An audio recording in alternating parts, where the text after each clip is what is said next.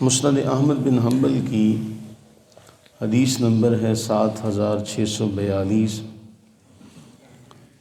حضرت سیدنا ابو ہریرہ رضی اللہ تعالیٰ عنہ بیان فرماتے کہ نبی سرور عالم صلی اللہ علیہ وآلہ وبارک وسلم نے ارشاد فرمایا، آخری زمانے میں یعنی جو قرب قیامت کا زمانہ ہوگا اس کے حوالے سے ایک جملہ ارشاد فرمایا کہ جب زمانہ قیامت کا قریب آئے گا تو مومن کا جو خواب ہوگا بہت کم ایسا ہوگا جو جھوٹا ہوگا۔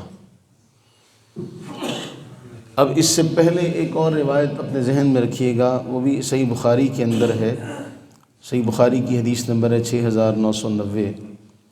حضرت سیدنا ابو ہریرہ رضی اللہ تعالیٰ عنہ سے ہی وہ بیان کی جاتی ہے کہ نبی سرور عالم صلی اللہ علیہ وآلہ وبارک وسلم نے ارشاد فرمایا، لم یبق من النبوہ الا المبشرات، کہ نبوت میرے بعد مکمل ہو گئی، اب صرف مبشرات باقی رہ گئے۔ پوچھا گیا کہ مل مبشرات، اے اللہ کے رسول صلی اللہ علیہ وسلم یہ مبشرات کیا ہیں؟ مبشرات کا معنی خوشخبری یا بشارتیں۔ تو آپ علیہ الصلوۃ والتسلیم نے فرمایا الرؤیا الصالحہ، یعنی نبوت ختم ہو گئی ہے، مبشرات باقی ہیں، اور مبشرات کیا ہیں؟ مومن کا نیک خواب۔ اب اس حدیث کو سمجھیے کہ جب قیامت کا زمانہ قریب آ جائے گا تو مومن جو ہوں گے بہت کم ایسا ہوگا کہ ان کا خواب جھوٹا ہو۔ یعنی قرب قیامت یہ بھی ہوگا کہ مومنوں کے، کیونکہ مومن کم رہ جائیں گے، اب جب کم رہ جائیں گے تو ان کے خواب اکثر ایسا ہوگا کہ خواب سچے ہوں گے۔ اس کے بعد رسول اللہ صلی اللہ علیہ وسلم نے فرمایا ان میں سب سے زیادہ سچے خواب والا وہ ہوگا جس کی باتیں زیادہ سچی ہوں گی۔ اب مسلمان کا جو خواب ہے، اللہ کے نبی علیہ الصلوۃ والتسلیم نے فرمایا کہ وہ نبوت کا 46واں حصہ ہے۔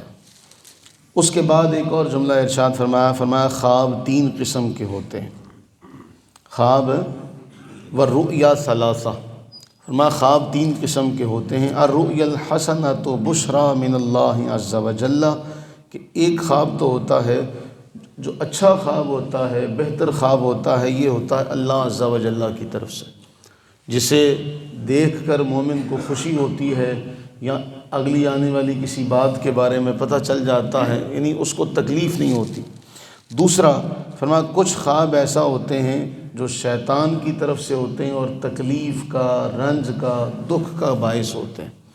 تیسرا فرمایا کچھ خواب ایسا ہوتے ہیں جو آدمی کے اپنے خیالات ہوتے ہیں، ہمارا لاشعور جاگتا رہتا ہے، تو آپ کسی بھی بات کو زیادہ گہرائی سے ڈیپلی سوچیں، اس کے بارے میں سوچ بچار کرتے رہیں تو عموماً ایسا ہوتا ہے کہ آپ کو وہی بات جو ہے وہ خواب میں نظر آ جاتی ہے۔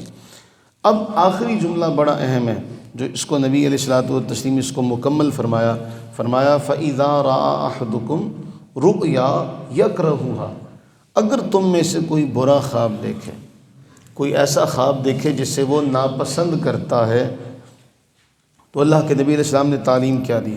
فرمایا کیا کرے؟ اسے کسی سے بیان نہ کرے، فَلَا يُحَدِّثْ بِهَا أَحَدًا، اسے کسی سے بیان نہ کرے، وَلْيَقُمْ فَلْيُصَلِّ، اور کیا کرے؟ کھڑا ہو کے نماز پڑھنا شروع کرے۔ یعنی کھڑے ہونے سے مراد ہے کہ نماز کے لیے وضو وغیرہ کرے اور نماز پڑھنا شروع کر دے۔ یہ وہ تعلیم ہے جو قرآن کریم میں بیان ہوئی کہ اے ایمان والو نماز سے اور صبر سے مدد حاصل کرو۔ اب نماز سے مدد حاصل کرنا کیا ہے؟ آپ نے ایک خواب دیکھا جس نے آپ کو پریشان کیا، تو آپ کی آنکھ کھل گئی، اب آپ کھڑے ہوں، وضو کریں، اپنا اہتمام کریں طہارت کا، اور اس کے بعد مصلی پر کھڑے ہو جائیں، تاکہ اللہ تعالیٰ اس نماز کی برکت سے، وہ نماز کون سی ہوگی؟ ظاہر سی بات ہے وہ تہجد کی نماز ہوگی، اور اگر نہ ہوا تو کم از کم فجر کی نماز تو وہ ہوگی نا، اور اگر دن میں سو رہے ہوں گے تو پھر وہ ظہر کی نماز ہو سکتی ہے، عصر کی نماز ہو سکتی ہے۔ تو اس سجدے کی برکت سے جو آپ نماز میں کریں گے، اللہ تعالیٰ اس پریشان خواب سے آپ کو محفوظ رکھے گا۔ تو اللہ کے نبی علیہ الصلوۃ والتسلیم نے کہاں ہمیں تنہا چھوڑا؟ بتائیے کہاں ہمیں تنہا چھوڑا؟ ہمیں ساری باتوں کے بارے میں بتایا۔ میں اکثر کہا کرتا ہوں، ہو سکتا ہے ہمارے ماں باپ کو گوشہ کونا بھول جائیں، ہو سکتا ہے ہمارے ماں باپ اس حوالے سے ہمیں رہنمائی نہ کریں، یا ان کے ذہن سے نکل جائے، یا وہ ہمیں اس بارے میں بتا نہ سکے، لیکن نبی صلی اللہ علیہ وآلہ وسلم نے ایسا کوئی کونا رہنے نہیں دیا۔ بسا اوقات ایسا ہوتا ہے کہ باپ کو تو حیا آ جاتی ہے کہ میں یہ بات کیسے اپنے بیٹے کے ساتھ کروں گا، لیکن اللہ تعالیٰ نے محبوب کریم علیہ السلام کے جو اسوہ حسنہ کو کہا کہ تمہارے لیے نمونہ بنایا ہے، وہ نمونہ ایسا ہے کہ اس میں کسی شے کی کمی نہیں رہے گی۔ اب اسی معاملے کو دیکھیں، بچہ بھی خواب دیکھتا ہے تو آپ بچے کو بتائیں کہ بیٹے یہ اچھا خواب ہے تو یہ رحمان عز و جل کی طرف سے، پریشان خواب ہے تو یہ پھر شیطان کی طرف سے، ویسے تو سارا دن یہی باتیں سوچتا رہا تو وہ تجھے آ گیا۔ اب اگر برا خواب ہے تو اس کو تعلیم دے کہ بیٹے یہ کسی کو بتانا نہیں۔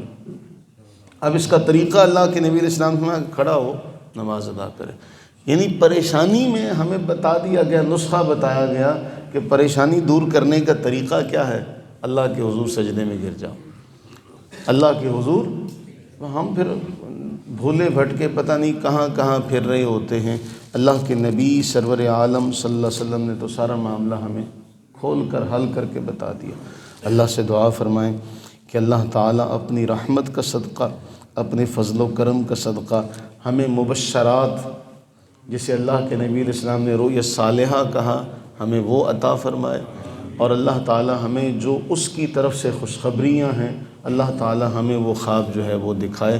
اللہ تعالیٰ ہمیں شیاطین کے شر سے، ہماری اپنی پریشانیوں سے رب تعالیٰ عز و جل ہمیں محفوظ و مامون فرمائے۔